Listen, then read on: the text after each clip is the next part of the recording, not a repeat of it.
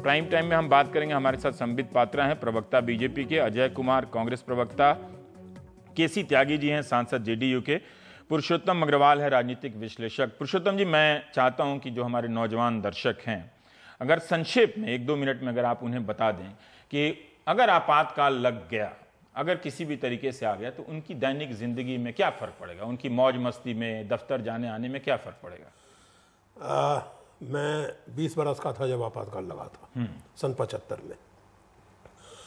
और दैनिक जिंदगी में जहाँ तक फ़र्क का सवाल है, वो बहुत बुनियादी फ़र्क पड़ेगा।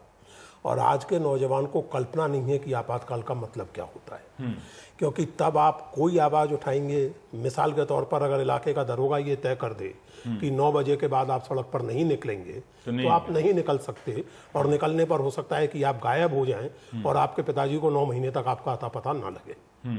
बहुत गंभीर थी आपात स्थिति जो थी। शुरू में लोगों को, और खास करके मध्य वर्ग के लोगों को, बड़ा अच्छा लगा था कि ट्रेनें टाइम पर चलने लगी, बाबू लोग दफ्तर में समय पर मिलने लगे। लेकिन जब धीरे धीरे आपातकाल ने अपनी वास्तविकता प्रकट करनी शुरू की, और उस समय देखिए रवीश जी, मीडिया नहीं था, टेलीविजन था नहीं, अखबार थे, सोशल मीडिया तो कल्पना में भी नहीं था लोगों के, और सेंसरशिप थी। और इसलिए तुर्कमान गेट पर जो कुछ हुआ, या देश के कई हिस्सों में जो हुआ, आप अभी केरल का जिक्र कर रहे थे, केरल में एक लड़के को रोड रोलर से कुचल के मार डाला गया था। ये आपातकाल के छोटा मोटा उदाहरण है जिससे लोगों को समझना, जिनके बारे में हमें जानकारी नहीं मिल सकती, आपातकाल के बिना भी सही समय पे चल सकती, जिनके बारे में हम लोगों को जानकारी नहीं मिल सकती थी, क्योंकि कुछ संभव ही नहीं था। जब ये आपातकाल खत्म हुआ है, आपातकाल खत्म होने की बात शुरू हुई, चुनाव घोषित हुए, तब पत्रकारों ने, अखबारों ने ये चीजें छापनी शुरू की, और तब लोगों को मालूम पड़ा कि ये कहां से ये थ्योरी आ गई है कि मीडिया जागरूक रहेगा तो आपातकाल नहीं लगेगा? देखिए, मीडिया या इंटरनेट या उसके माध्यम, देखिए इसमें अगर आप आज की बात, मुझे तो आज का इंटरनेट माध्यम उतना ही संकुचित लगता है जितना अन्य माध्यमों पे। देखिए, आप सही कह रहे हैं। और दूसरी बात ये कि अगर कोई सरकार तुल जाए, ये सही है कि जमाना इंटरनेट का है, इंटरनेट को कंट्रोल करना मुश्किल है। चीन में तो गूगल, फेसबुक बंद हो जाता है। मेरी बात तो सुनिए ना, मुश्किल है, असंभव नहीं है। अगर कोई सरकार तुल जाए इंटरनेट को कंट्रोल करने के लिए, कर सकते हैं। तो पाकिस्तान में यूट्यूब आप नहीं देख सकते, ईरान में, सऊदी अरेबिया में, चीन का आपने जिक्र किया ही। तो अगर कोई सरकार पूरी तरह तानाशाही लाने के मूड में आ जाए और दृढ़ प्रतिज्ञ हो कि हमें लानी है, तो फिर वो सोशल मीडिया और ये सबको कंट्रोल किया जा सकता है। संबित जी, जब लाल कृष्ण आडवाणी ने ये बयान दिया, तो अब तक जब भी वो बयान देते थे तो ऐसा लगता था कि कांग्रेस को याद दिलाते थे कि आपके समय में ये आपातकाल लागू किया गया था। लेकिन इस बार तो बीजेपी की सरकार है, ज़्यादातर जगहों पर बीजेपी की सरकार है, तो ये समझा गया कि आडवाणी जी को अब अपनी ही सरकार और नेतृत्व पर इस मामले में भरोसा नहीं है। ये भयानक विडंबना है कि जो आदमी जिस घटना की याद कांग्रेस के संदर्भ में दिला रहा था, अब उसी घटना को लेकर उसकी आशंका अपने दल के नेताओं से। नहीं, ये तो ओवरसाइट है कि आपको ऐसा लग रहा है कि हमारी पार्टी के लिए कहा गया। किसके लिए कहा होगा? मैं तो पूरा पढ़ के लेके भी आया हूँ। देखिए, उन्होंने दो हिस्से में कहा। एक हिस्से में ये कहा कि जो इमरजेंसी की काली इतिहास है, जो काला धब्बा था, वो कहा। दूसरे हिस्से में उन्होंने ये कहा कि अभी तक ऐसे सेफगार्ड शायद प्लेस नहीं किए गए हैं कि दोबारा इमरजेंसी ना लगे। अभी तक में जो 65 वर्ष का हिंदुस्तान का आज़ाद इतिहास है और 77 के बाद का जो समय है, उसमें अधिकांश समय तो कांग्रेस ही रही जो इमरजेंसी लगाने वाली थी। तो स्वाभाविक रूप से ये हमारी पार्टी की ओर नहीं, वो एक समय सीमा जिसमें दूसरी पार्टियां भी रही हैं उनकी तरफ कह रहे थे। और मेरा इसमें मानना है कि डेमोक्रेसी, हमारा जो डेमोक्रेसी है, लोकतंत्र है 65 वर्ष का, ये तो अभी इन्फेंट डेमोक्रेसी है। 2-2 साल, हजार साल के डेमोक्रेसी है, वो भी अपने आप को इवॉल्विंग डेमोक्रेसी मान रहे हैं। जब डेमोक्रेसी मैच्योर करती है, स्वाभाविक रूप से वो सारे चेक्स एंड बैलेंसेस एक साथ आ जाएंगे। नहीं है जिस तरह से सरकार, मीडिया में ही खबरें आती हैं कि सरकार एक खास किस्म का नियंत्रण कायम कर रही है एनजीओ के संदर्भ में, या दिल्ली का ही उदाहरण है, या आज के इंडियन एक्सप्रेस में ही खबर है कि जो पीएसयू के जो डायरेक्टर्स हैं उससे मंत्री नियुक्त नहीं कर सकते, तो अब डीओपीटी और प्रधानमंत्री ही करेंगे। इंडियन एक्सप्रेस की ऐसे खबर है। तो इस तरह की चीज़ें आते रहती हैं, तो इससे पता चलता है कि ये भी एक स्थिति है। मतलब आपातकाल कोई क्लासिक रूप नहीं होता है, या उसका एक ही रूप नहीं होता होगा, कंट्रोल भी वही चीज़ है ना? नहीं, मैं इसमें थोड़ा डिफर करूंगा। आप देखिए, थोड़े दिन पहले, लगभग 1 हफ्ते पहले, इसी शब्द का, इमरजेंसी शब्द का इस्तेमाल दिल्ली के deputy chief minister Manish Sisodia ने बड़े लूजली किया था।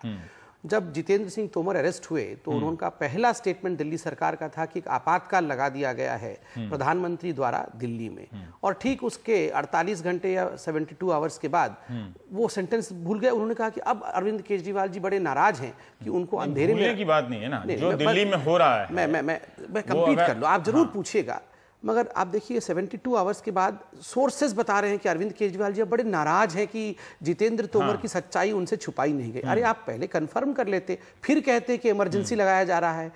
इमरजेंसी जैसे, आपातकाल जैसे शब्दों को मेरा बड़ा सख्त मानना है कि इतने लूजली हम यूज ना करें। जो दिल्ली में हो रहा है, आप प्रताप भानु मेहता का भी इंडियन एक्सप्रेस में लेख पढ़िएगा कि किस तरह से संस्थाओं को लेकर और उपराज्यपाल के अधिकारों की व्याख्या लेकर एक चुने हुए मुख्यमंत्री के साथ हो रहा है। वो तोमर के साथ अरविंद केजरीवाल की क्या नैतिकता है उसमें मैं नहीं जाना चाहता। मैं इसका उत्तर देता हूं। हो सकता है कि आपके साथ में सहमत हूं। प्रताप भानु मेहता जी का उदाहरण दिया ना, मैं कहूंगा 1000 प्रताप भानु मेहता मिलकर भी। नीतीश कुमार ने भी कहा कि वो भी ऐसा महसूस करते हैं कि राज्यों के साथ भी इस तरह का हो रहा है। नीतीश कुमार जी को छोड़िए, क्योंकि राजनेता तो बहुत, तो विरोधी ही कहेगा ना भाई, आपके बारे में दूसरा काउंटर व्यू कौन करेगा? शिवराज सिंह चौहान तो कहेंगे नहीं, वसुंधरा राजे तो कहेंगे नहीं, तो विरोधी ही कहेगा ना।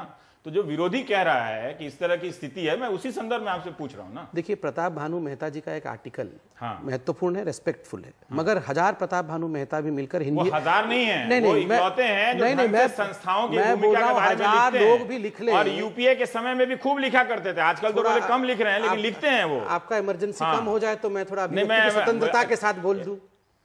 चलिए ठीक है। मेरा ये कहना है कि देखिए, आज ही इसी इंटरव्यू में आडवाणी जी लास्ट सेंटेंस में पूरी विश्वास के साथ कहते हैं कि इंडियन जुडिशियरी सिस्टम से बड़ा कोई सिस्टम नहीं। प्रताप भानु मेहता जरूर एंटाइटल्ड है, वहां रोज बहस हो रही है अदालत में, अभी तो बहस चल रही है कि कैसे जजों की इमरजेंसी लग जाए और जजेस डेट पे डेट खिसका दे, ऐसा नहीं होगा।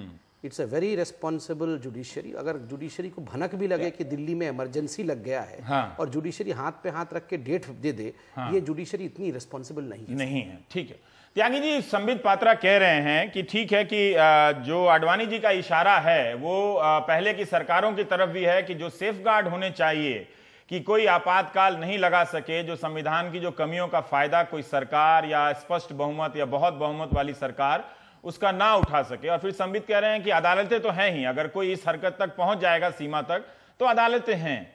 तो क्या आडवाणी जी की बात को एक चेतावनी के रूप में ही समझा जाए और इस तरह से देखा जा सकता है, सहमत हो सकते हैं संबित पात्रा से कि ऐसी कोई स्थिति नहीं है?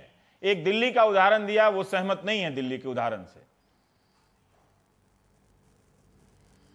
रवीश, मैं और आडवाणी जी दोनों आपातकाल में जेल में रह चुके हैं, और किन परिस्थितियों में आपातकाल लगता है और किस मिजाज के लोग आपातकाल लगाते हैं उसका एहसास मेरे नौजवान दोस्त संबित पात्रा को कम होगा। अदालत का भी जो इन्होंने जिक्र किया है, आडवाणी जी, अटल जी और मधु दंडवते जी बंगलोर में गिरफ्तार हुए थे पार्लियामेंट्री कमेटी की मीटिंग में जाते हुए, और वहां जब उन्होंने हैबेस कॉर्पस का मुकदमा वहां पर दायर किया तो जो जेल भेजने वाला है वो डिसअपियर है, यानी कि मिसेस गांधी, और जो अभियुक्त हैं वो कोर्ट में पेश किए जा रहे हैं।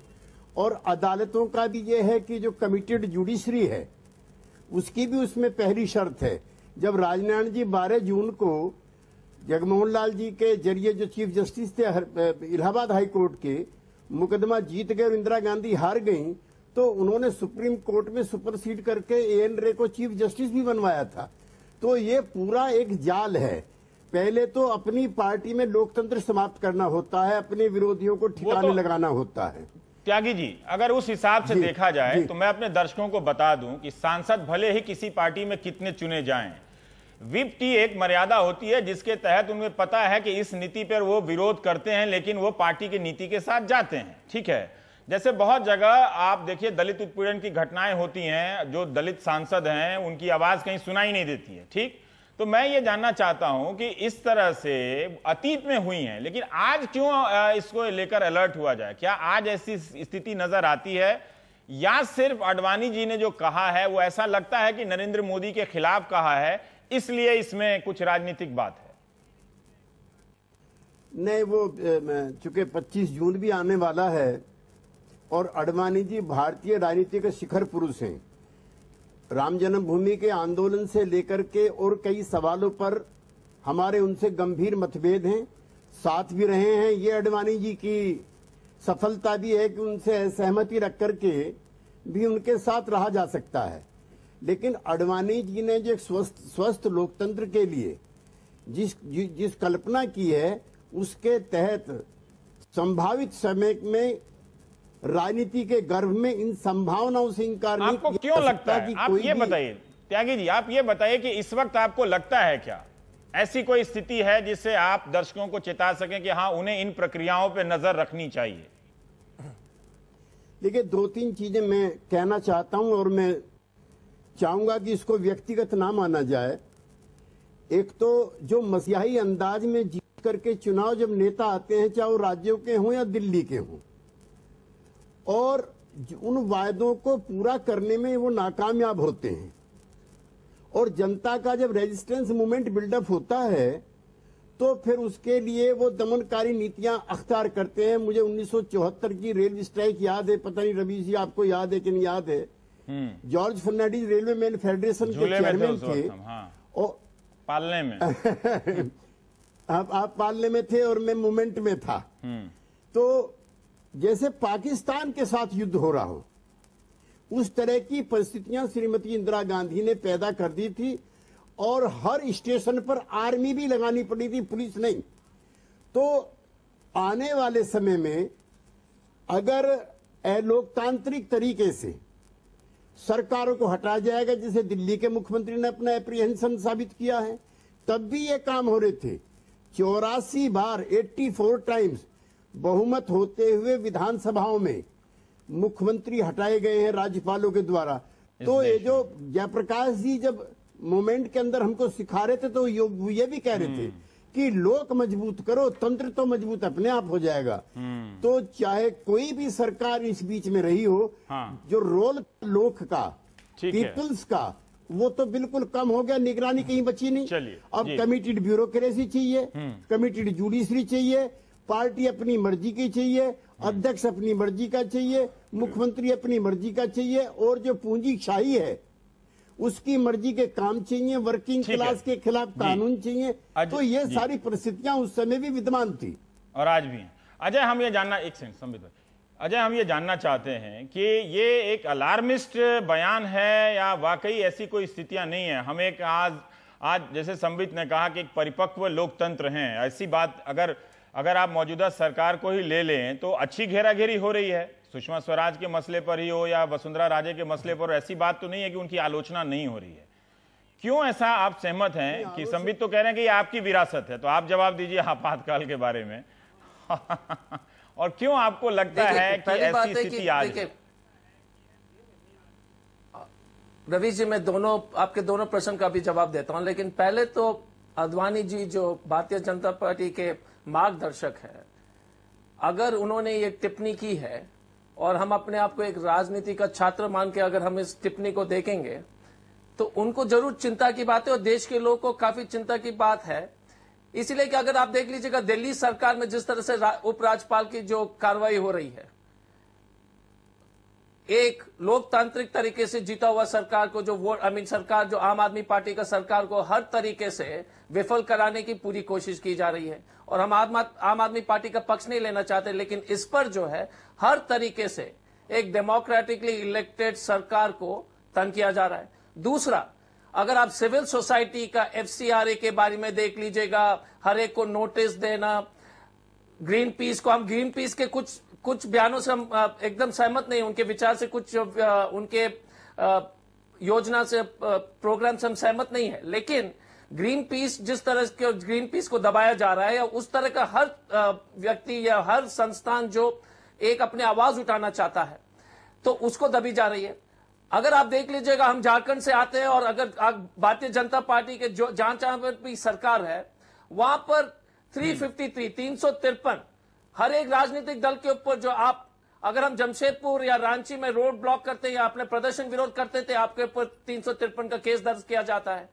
MLA और सरकारी अफसर के खिलाफ आप FIR दर्ज नहीं कर सकते हैं। महाराष्ट्र में प्रधानमंत्री जी जो है, पूरे PMO जो है, सबसे जो है शक्तिशाली और पूरी पावर एक ही जगह प्रधानमंत्री के कार्यालय में केंद्रित हो चुकी है। यहां तक कि मंत्री जी क्या कपड़े पहने, कहां जा रहे हैं, ये सब जो है वो निर्णय ले रहे हैं। अब तो प्रधानमंत्री जी बोल रहे हैं कि सुषमा स्वराज जी के प्रकरण में कुछ मालूम नहीं था, लेकिन ये सच्चाई है कि भारतीय जनता पार्टी बोलती है कि हमारे प्रधानमंत्री इतने काबिल हैं कि उनको जो हर चीज मालूम है कि कौन से मंत्रालय में क्या हो रहा है, लेकिन ललित मोदी वाला प्रकरण में नहीं मालूम होगा।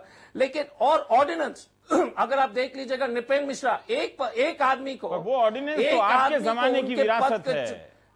जो ऑर्डिनेंस है वो आपके जमाने में ज्यादा लाया गया है। एक मिनट, लेकिन नहीं, जो महत्वपूर्ण ऑर्डिनेंस है, जैसे भूमि अधिग्रहण ऑर्डिनेंस है, ठीक है, जिस ये तरह पॉइंट से है, चलिए ठीक है, तानाशाही के रूप में दबाया जा रहा है, और नहीं, और जुडिशरी के जो बात हो रही है, रवि जी आपने सही कहा, जुडिशरी को देख लीजिए। अब जो है नेशनल जुडिशियल का जिस तरह से ये सुप्रीम कोर्ट में जो बहस चल रही है, इससे स्पष्ट होता है। हिस्से को नहीं लाते हैं क्योंकि बहस चल रही है, तो उसका निष्कर्ष मतलब दर्शकों को भी कंफ्यूज कर सकता है कि दोनों तरफ से दलीलें दी जा रही डायरेक्टली मिल रही है, कॉलेजियम के खिलाफ भी दलीलें दी जा रही है, मतलब ये सभी सचिव से डायरेक्टली रखना पड़ेगा यहाँ पर, नहीं तो लोग कंफ्यूज हो जाएंगे।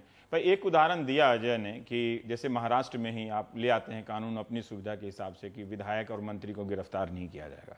अभी आप वो भी दिल्ली का उदाहरण दे रहे थे। नहीं, देखिए बड़े ध्यान से सुन रहा था। पहली बात देखिए, स्थिति त्यागी जी हमारे बड़े हैं और सबसे अधिक इमरजेंसी के बारे में हम में से वो जानते हैं या सर जानते हैं या आप जानते हैं। हम लोग दोनों अभी जो हैं प्रवक्ता कांग्रेस के, और अब तो एज में कम हैं। मैं कहना चाहूँगा इसमें थोड़ा हमें रिफ्रेम करना होगा। जब हम कमिटेड जुडिशरी के, yes there was a time, वो समय था इमरजेंसी के समय जब कमिटेड जुडिशरी और कमिटेड ब्यूरोक्रेसी थी। अब आप मुझे ये यकीन दिलाना चाहते हैं कि अब अपने लोगों को जज नहीं बनाया जा रहा है? नहीं, देखिए कमिटेड जुडिशरी एक ऐसा अगर आप डरा देंगे तो मैं मान लूंगा। नहीं, सुनिए ना, कमिटेड जुडिशरी एक ऐसा शब्द है जो कंटेम्प्ट ऑफ कोर्ट से बहुत नजदीक जाके बैठता है। नहीं, ऐसी बात नहीं। आज के जमाने में मैं कमिटेड जुडिशरी कहूं, अदालत ने भी खुद अपने भीतर ये संघर्ष किया, हमारे देश की कर रही है, मगर आज भी कोर्ट इंडिपेंडेंट है। आज कमिटेड जुडिशरी नहीं है, ये कहना ये बिल्कुल ठीक है। कमिटेड जुडिशरी का होना प्रिकॉर्सर है इमरजेंसी के लिए, और मोदी जी तो उसकी आशंका प्रिकॉर्सर है। मगर आज कमिटेड जुडिशरी मोदी जी बना रहे हैं, ये एक बहुत कंटेम्प्ट ऑफ कोर्ट के नजदीक जाते हुए स्टेटमेंट है। इसे हमें ध्यान रखना चाहिए, और सीनियर लीडर केसी त्यागी जैसे व्यक्ति ना कहें तो अच्छा रहेगा। दूसरा, आप देखिए अभी अजय भाई का कहना कि प्रधानमंत्री कार्यालय में सारा जो पावर है वो केंद्रित हो गया है, होना वही चाहिए, 10 जनपद में नहीं होना चाहिए केंद्रित। अनकॉन्स्टिट्यूशनल होता है, गैर संवैधानिक होता है जब गैर संवैधानिक संस्थाओं के ऊपर सारा पावर। आपके प्रधानमंत्री आरएसएस की बात नहीं मानते? चलिए, आपने आरएसएस की बात उठाई तो मैं इसको इसमें लाता हूं। आप देखिए, मेरे पास इकोनॉमिस्ट का एक पेपर कटिंग है। जब इमरजेंसी लगा था तो 1976 में इकोनॉमिस्ट लिखा था, मैं पूरा नहीं 2 लाइन पढ़ देता हूं। The only non left revolutionary force that is RSS in the world is working day in and day out to bring democracy back to India. ये मैं लिखा, ठीक है। दोनों व्यक्ति जिसको आप बोल रहे हैं, आडवाणी जी जिन्होंने इंटरव्यू, जिन्होंने एनजीओ को आप बैन कर रहे हैं, आप कह रहे हैं कि आप पॉलिटिकल एक्टिविटी नहीं करेंगे, सोशल एक्टिविटी नहीं करेंगे। पूछा, मैं पहले आरएसएस का बोल दूं। आडवाणी जी भी आरएसएस से आए, मोदी जी भी आरएसएस से। वो आरएसएस जो इमरजेंसी के समय जिसके 1.5 लाख लोग, लगभग 1,10,000 लोग है ना कि जेल में बंद थे, से आए हुए आडवाणी जी कह रहे हैं कि उन्हें भरोसा नहीं है कि दोबारा लागू नहीं हो सकती। उन्हें संघ पे पूरा भरोसा है, और संघ पे भरोसा कर रहे हैं, देश के लोकतंत्र के लिए। बता रहा हूं ना, संघ का निकला हुआ सिपाही नरेंद्र मोदी जो पार्लियामेंट को दंडवत प्रणाम करके पार्लियामेंट में घुसता है, उस पे भी भरोसा है। संघ कभी संघ को प्रश्न नहीं करता है। जो आडवाणी जी ने कहा है, ठीक है, हाँ बताइए, आप जवाब दे सकते हैं। नहीं, मैं सिर्फ ये कह रहा था कि संबित ने अभी द इकोनॉमिस्ट को याद किया। उसी द इकोनॉमिस्ट ने मोदी जी की सरकार के 1 साल पूरा होने पर कवर स्टोरी की है, और उसका टाइटल है 1 मैन बैंड। उसका टाइटल ही है कि एक ही आदमी भारत सरकार की, एक मिनट भाई साहब प्लीज, मतलब एक ही आदमी भारत सरकार की सारी बैंड बजा रहा है। उसका हिंदी में अनुवाद ही है 1 मैन बैंड। एक ही आदमी है, वो सारे बैंड को चला रहा है। मुझे लगा कि मतलब वो बैंड डमरू भी बजा सकते हैं, बंसी भी बजा सकते हैं। वो तो मोदी जी की बहुमुखी प्रतिभा है मोदी जी की, वो तो अलग बात है। लेकिन इकोनॉमिस्ट का जिक्र उन्होंने किया सन 76 के किसी अंक का, तो मैं इकोनॉमिस्ट के 2015 का जो कवर स्टोरी उसने की है उसकी बात कर रहा हूँ। दूसरी बात माने अपने दर्शकों की तरफ से, क्यों माने, बिल्कुल सही बात है। दूसरी बात मैं कह रहा हूँ आपसे जो ज्यादा महत्वपूर्ण है। देखिए, ऐसा है कि इमरजेंसी और आडवाणी जी के इस बयान को हमें बहुत सीरियसली लेना चाहिए। मैं आडवाणी जी की राजनीति से घोर असहमत हूं, और आज देश जिस हालत में है उसमें आडवाणी जी का योगदान कम नहीं है। यानी लोकतंत्र अगर खतरे में अडवाणी जी को लग रहा है तो उसमें अडवाणी जी के द्वारा चलाए गए आंदोलनों के योगदान को नहीं नकारा जा सकता। उस खतरे की रथ यात्रा की बात कर रहे हैं। जी मैं उसी की बात कर रहा हूँ। और सन 2002 में अडवाणी जी की जो चुप्पी थी और जो वाजपेयी जी से मतभेद थे उनके भी महत्व को नहीं नकारा जा सकता। उन्हीं के संसदीय क्षेत्र में दंगे हुए, सारा इल्जाम मोदी जी पे ही लगा। जी तो इसलिए अडवाणी जी को कोई क्लीन चिट में नहीं देना चाहता। लेकिन और गृह मंत्री भी थे, कोई जवाबदेही नहीं। लेकिन इस समय अडवाणी जी के कहने के आशय को हम समझे। देखिए और सब चीजें आप छोड़ दीजिए, एक तो जो बात है संस्थाओं को धीरे धीरे ही कमजोर किया जाता है, एकाएक नहीं कर दिया जाता। वो तो सारी सरकारों के समय रहा है। आप राज्यों में देख लीजिए या केंद्र में भी देख लीजिए। सुनिए ना, मैं अडवाणी जी के बयान की बात कर रहा हूं। क्या ऐसा हो गया, भूमि अधिग्रहण, हम उस इशू के मेरिट डिमेरिट में अभी नहीं जाएंगे, लेकिन साल भर पहले बीजेपी उस कानून का समर्थन कर दिए। नरेंद्र मोदी के नेतृत्व में सरकार बनते ही आपातकाल से क्या सही बात है, इसका मैं बता रहा हूं आपको, इसका आपातकाल राजनीतिक उलट पलट के उदाहरण तो दोनों पार्टियों में मिल सकते हैं। भाई साहब ये अभूतपूर्व उलट पलट है और इस उलट पलट का सीधा संबंध एक व्यक्ति के मिजाज से है। इसका संबंध ये है, अडवाणी जी ये देख रहे हैं, अडवाणी जी आरएसएस से संबंधित हैं, आरएसएस की राजनीति पर कोई टिप्पणी किए बिना भाजपा अब तक कलेक्टिव लीडरशिप की पार्टी रही है। वाजपेयी जी जैसी ऊंचाई का नेता भी अकेला नेता नहीं था।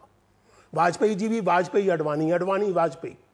आज भाजपा के इतिहास में पहली बार ये हुआ है। वो मजबूत है, अच्छा है, उसके सारे फैसले, तो उसमें उसको आप बताइए कि क्या खराबी है इसमें। इंदिरा गांधी भी बहुत मजबूत, कई दर्शक इसमें इस तरह के नेतृत्व में खूबी समझते हैं। आप उनसे बात, त्यागी, हमें उन्हीं से बात कर रहा हूँ। त्यागी जी ने जो बात कही, मसीहाई नेता जो है ना, मसीहाई नेता किसी भी लोकतंत्र की सेहत के लिए हमेशा खतरनाक होता है। जिसके पास सारी समस्याओं के समाधान हो, जिसके पास सारे मसलों की चाबी हो, जो घर का हर दरवाजा जिसकी अपनी चाबी से खुलता हो, जहां हालत ये हो, ये खतरनाक। देखिए हम कहीं ऐसा तो नहीं कि हम कल्पना कर रहे हैं कि ऐसा हो सकता है। मैं तो उल्टी बात कह रहा हूं। मैं ये कह रहा हूं कि श्री नरेंद्र मोदी जैसे मिजाज के नेता के होते हुए औपचारिक आपातकाल की घोषणा की जरूरत ही नहीं है। औपचारिक आपातकाल की घोषणा की जरूरत ही नहीं है, क्योंकि आपातकाल का फिलॉसफिकली सार क्या है? आपातकाल का सार क्या है? आपातकाल का सार यह है कि सारी सत्ता एक व्यक्ति में केंद्र। अरे भाई साहब एक मिनट, नहीं मैं सारी सत्ता करता हूं। आपने डिक्लेयर कर दिया कि इमरजेंसी लगा है। नहीं मैंने डिक्लेयर नहीं किया है। मुझे लगा कि वो बोल रहे, नहीं उन्होंने, मैंने ऐसा कुछ डिक्लेयर नहीं किया। मैंने ठीक से समझा नहीं। मैं ये कह रहा हूं कि नेता के मिजाज की बात होती है। इंदिरा गांधी का मिजाज क्या था? देखिए मैं ये कहना चाहता हूं, अगर कभी कोई मोदी जी सरकारों का जो बता रहे हैं, मतलब ठीक है कि लोगों को जागरूक करना चाहिए, पर उन्हें क्यों डरना चाहिए कि ऐसा हो जाएगा? उन्हें क्यों नहीं ये खुद पे लोगों को यकीन रहना चाहिए कि जब तक वो हैं एक लोक के रूप में, कोई कुर्सी पे बैठ के नहीं कर सकता है ऐसा। देखिए वो अपने लोगों को बिठा सकता है, अपने पसंद के लोगों को बिठा सकता है। लोकतंत्र केवल संख्याओं से नहीं चलता ना। जब आप संस्थाओं को कमजोर करें, आप मर्यादाओं को कमजोर करें, आप नॉर्म्स की उपेक्षा करें, आप सारी ताकत एक व्यक्ति के हाथ में केंद्रित करते चले जाएं, तो लोकतंत्र स्वयं एक औपचारिकता में बदल जाए।